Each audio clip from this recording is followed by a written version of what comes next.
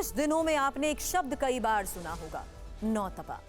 ज्योतिष शास्त्र के अनुसार जब सूर्य रोहिणी नक्षत्र में प्रवेश करता है तो इस दौरान सबसे ज्यादा गर्मी पड़ती है, क्योंकि 9 दिन तक सूर्य रोहिणी नक्षत्र में रहता है। इसलिए इन 9 दिनों को नौतपा कहा जाता है। इन्हीं 9 दिनों में स्थिति कुछ ऐसी बनती है कि सूरज धरती के और ज्यादा करीब आ जाता है और भीषण गर्मी सारे रिकॉर्ड तोड़ देती है। ऐसा इस साल भी देखने को मिल रहा है। नौतपा के पहले 3 दिनों में ही गर्मी ने लोगों को झुलसा दिया है और अब 3 दिन में यह हाल है तो सोचिए अगले 6 दिनों में क्या होगा।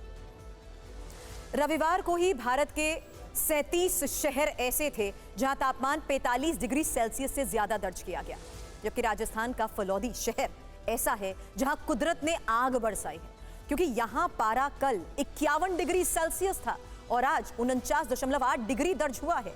इसके अलावा दिल्ली के नजफगढ़ में रविवार को तापमान 48.6 डिग्री सेल्सियस रिकॉर्ड हुआ।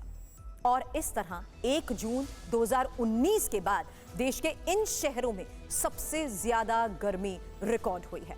गर्मी का आलम तो यह है कि महाराष्ट्र के अकोला में धारा 144 लगानी पड़ी है। और सबसे चौंकाने वाली बात तो यह है कि मैदानों में गर्मी के सितम के बीच पहाड़ी राज्य हिमाचल के ऊना में पारा 44 डिग्री के पार हो गया है।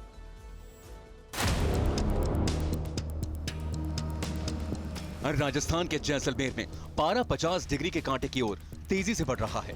वहां बीएसएफ के जवान तेज धूप और लू के बीच गश्त कर रहे हैं। आज भारत पाकिस्तान सीमा पर तैनात एक जवान की लू लगने से मौत भी हुई।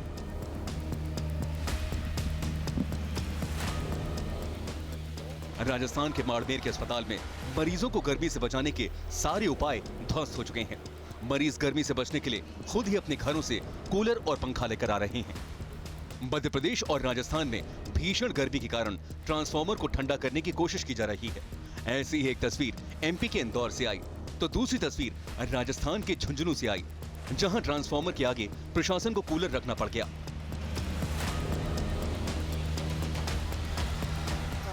अनूपगढ़ जिले के राम सिंहपुर की यह तस्वीर भी देखिए। स्टेट हाईवे 94 पर तेज धमाके के साथ सड़क ही फट गई। आसपास के वाहनों को मामूली नुकसान पहुंचा। पता चला कि ऐसा तेज गर्मी के कारण हुआ।